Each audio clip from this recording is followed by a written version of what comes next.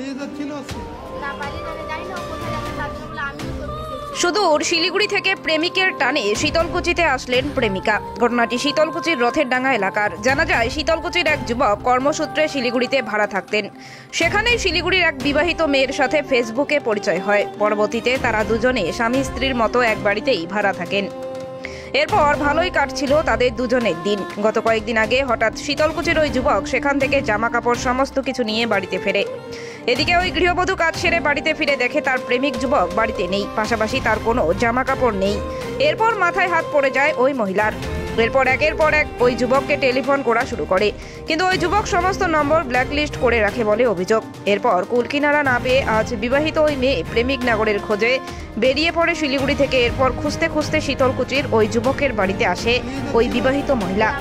বাড়িতে আসতেই গুঞ্জন ছড়িয়ে পড়ে এলাকায়। মহিলার দাবি এই বাড়িতেই থাকবে সে, কিন্তু যুবকের পরিবারের দাবি তাকে তারা মেনে নেবে, তবে তার পূর্বের স্বামীর কাছ থেকে তাকে ডিভোর্স নিয়ে আসতে হবে।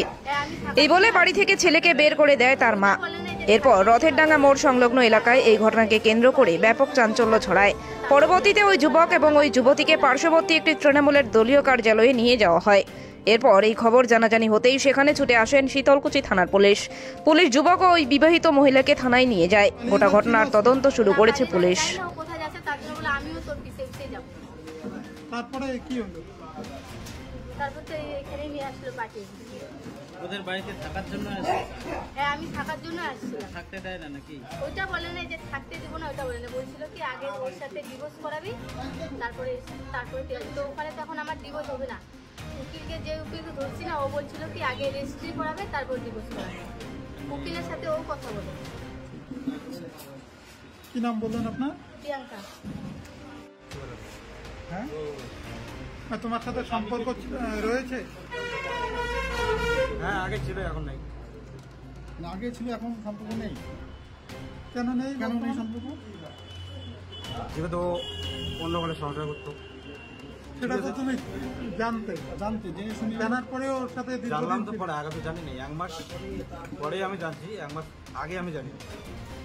তুমি দীর্ঘ 2.5 মাস থেকে ওর সাথে একসাথে আছো? 2.5 মাস না, 2 মাস। 2 মাস ধরে সম্পর্ক একসঙ্গে থাকার পর তাকে তুমি আজকে না করছো কেন? না করছে এই কারণে, যে কোনো একটা মানে এই বিষয়ের একটা ইস্যু আছে। আজকে তোমার জন্যই তোমার বাড়িতে আসছে, উনি কি বলবে? আসছে, ওকে তো বলাই হয়েছে যে বাড়ি থেকে ওখান থেকে আগে ডিভোর্স নিবি আগে, তারপরে এখানে আসবি, আমরা মাইনে দেবো।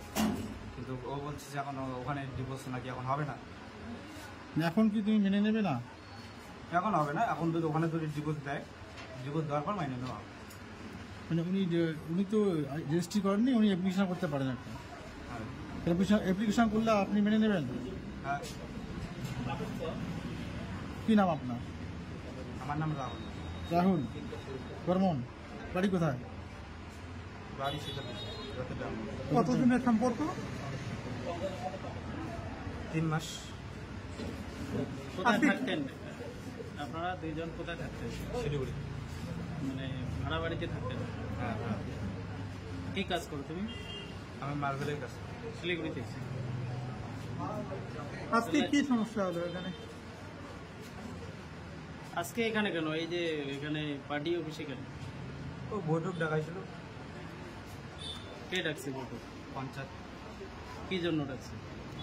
মানে কি বসবে, কি যেন একটা মিটিং আছে এই ব্যাপারেই? এই ব্যাপারে কি সিদ্ধান্ত হইল? সিদ্ধান্ত এখন পর্যন্ত হয়নি, করতেছে। তুমি কি চাইছো তাহলে? আমি যে ন্যায় বিচার হোক। মানে তুমি কি এই এনাকে মেনে নেবে? এখন মেনে নেবো। মেনে নেবে? মেনে নিলে কি সমস্যা তাহলে?